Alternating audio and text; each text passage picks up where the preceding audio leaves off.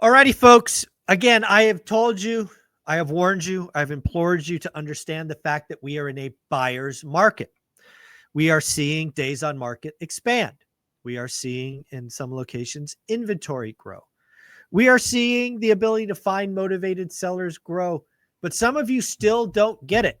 So we're going to break this down with Casey for brick by brick. We're going to ask her about her market of Memphis.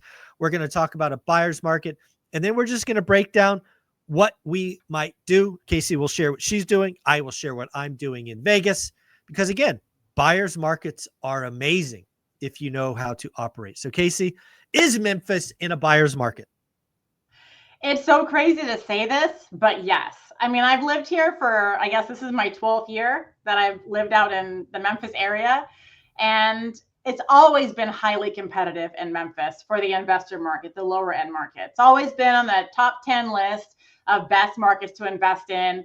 And it's crazy to me that finally in the lower end price range, houses are still, they're sitting on the market, and they've been sitting in the market for several months. Yeah.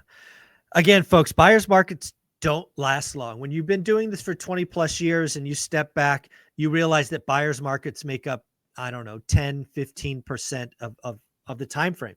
Most of the time has been a seller's market. And yes, there's been a couple of times where the market is balanced. But today we are in markets where days on market have doubled and continuing to rise. So let's talk about Memphis. Let's talk about the low end, the market that makes sense for investors and first-time home buyers. Have you seen a noticeable change in days on market at that level? Yes. I mean, even this summer, they were staying in the market 2 weeks, at the most, and they were going under contract. They're over 50 days. They're over 50 days on the market. We're seeing price drops, even a property that's under 200,000, we're seeing price drops of $10,000, which it's a lot. $10,000 price drop is a lot for a property that's under 200,000. I mean, sometimes I still look at the higher end market and I see $10,000 price drops on homes over $1 million, and I'm like, come on, like that's not going to do it. But in the lower end price range, a price drop of $10,000 is a big deal. So that some of the sellers are getting a little desperate. Yeah. So again, please hear me. The whole thing in a buyer's market for a buyer is to find a motivated seller. Now, let's just say in the city of Memphis, there's 500 homes for sale. I have no idea what the number is. Let's say 500. I suspect in a market that size, you're going to have 400 people who want to sell. Like, hey, give me this number, I'm out. Maybe it's 350. It's something like that. But inside that number of 500, there's 100 to 150 people who need to sell. And every day it stays on the market longer and longer and longer and longer. The pressure builds, the motivation builds, and it is your job to find them. What do you think, Casey? I think yes. And even, just came to mind, flipping is huge out here. Like people flip houses all the time. It's a major source of income. A lot of people in my real estate investors group flip houses. And unfortunately, people were expecting interest rates to go down already because that's what was talked about all year. First it was first quarter, then second quarter, then third quarter, then fourth quarter, rates will go down. And we've only seen rates kind of really go up. But flippers that bought properties in the summertime were expecting interest rate drops and prices to go up. And I feel bad for them because they're having to drop their prices. Interest rates are higher than they anticipated, and they're losing some money, on those deals, which sucks for them. But it really is a good time for even the entry level homeowner to jump in and buy a property that is in the lower price range that's been remodeled. Because if you think about it, people that are people that are buying their first home or second home, even in this lower end price range, under even 250 out in Memphis, those people are barely able to scrape together enough money for a mediocre down payment, right? They also don't have enough funds to put 30 to 50K into a renovation. They don't have that. That's exactly right. So buying flips in the lower end range is amazing. Now, I don't really like flips. I think most of the flippers do a bad job. Sorry, flippers that are watching. That's just the majority. It is what it is. Okay, they're to make money, so it's not always the best quality of work. But even to get something average that's been a flip is game changing for the people that are entering into the market for the first time to buy their first home, because they couldn't afford to even do that. So people that are looking to buy an investment property that has been somewhat, remodeled to at least a mediocre level, or an entry-level homeowner, like, this is the best time for everyone to go out and buy the lower end homes, not just investors, but also first-time home buyers. I agree with you 100%. It's the time, again, folks, so many new investors, you and I have done this. We've been involved in, dozens, if not hundreds of transactions. So it's old hat to us. But folks, trust me, if this is your first time, you don't have to pay list price. Right. Shh, you don't have to. You can write what I call a disrespectful offer. And maybe in Memphis, if the sticker price is 200, maybe that's 15% below list. Maybe that's 20. I don't know the market at all, but know your numbers, know what makes sense, know what cash flows, and write the offer. Trust me. So I want to read you I've read this a couple of times, but it's just a perfect for this. So let me read you a comment from Annie. Does anyone feel like it just might be the beginning of a buyer's market? I made an offer on a home 1 month ago. I got a message back yesterday. They are finally willing to accept.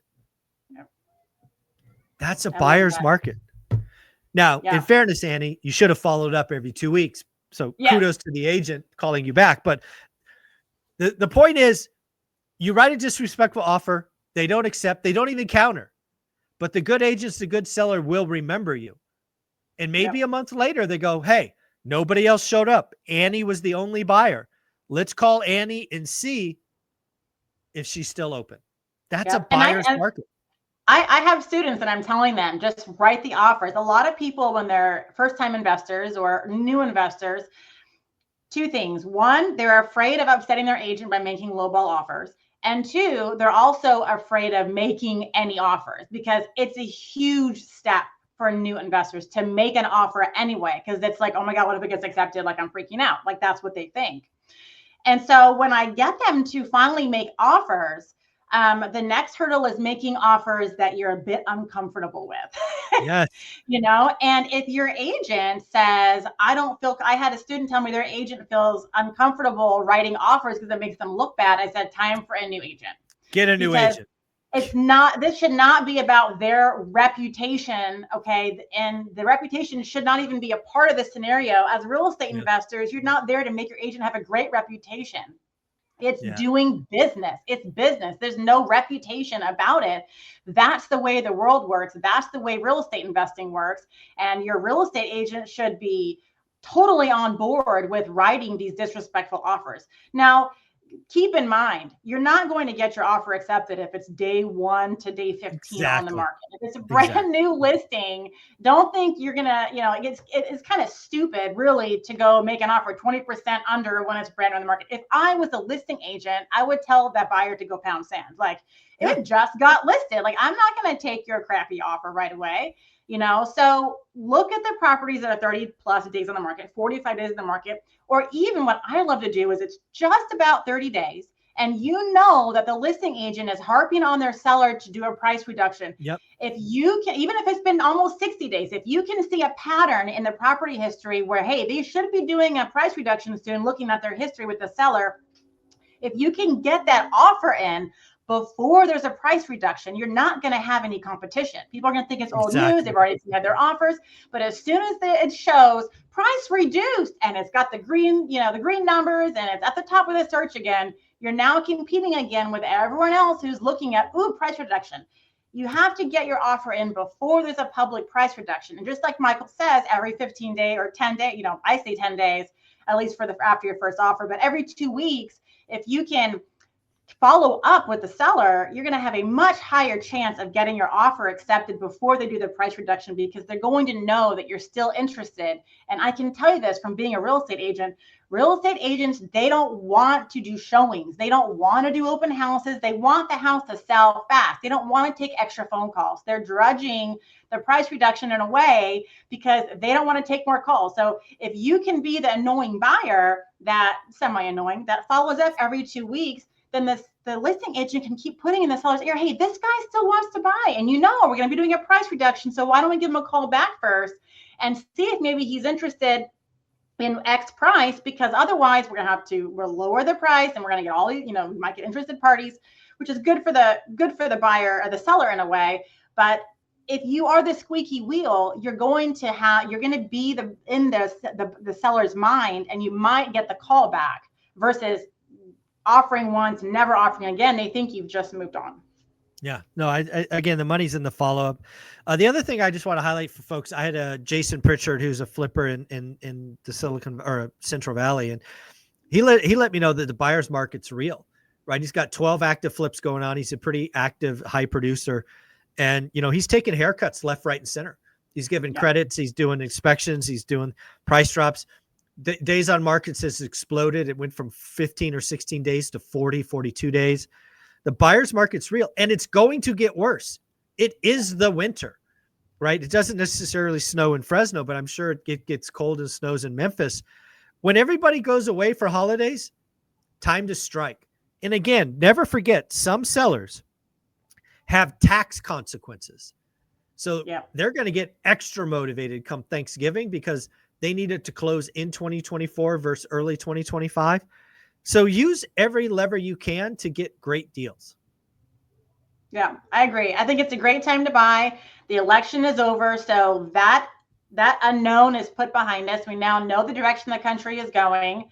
It wouldn't really matter whoever won. People want to know what to expect is all. And now that we've got that, now we're dealing with our typical winter slowdown. Typical winter slowdown always historically has been the best time to buy. I've had students that bought in sub-markets of major areas that normally don't cash flow. But guess what?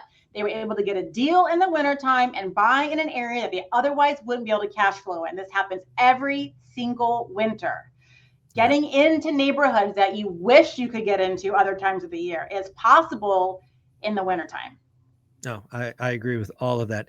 This is an amazing time. Again, you got to do the work. I would tell people, if you are interested in real estate investing, the election is over. Time to get started. Again, it takes work, focus, daily discipline, buy box, all of that. You can join school. You come to our Vegas event in February. Casey, where can people find you? People can find me everywhere that says Brick by Brick Wealth. I have a new YouTube video coming out this Thursday, so I'm so excited. And you can find my Instagram as well, Brick by Brick Wealth. Yep. Give her a follow, Brick by Brick Wealth. Send her a note. Tell her you came from One Rental at a Time so she knows her time with us is valuable. Casey, keep going. Thank you so much.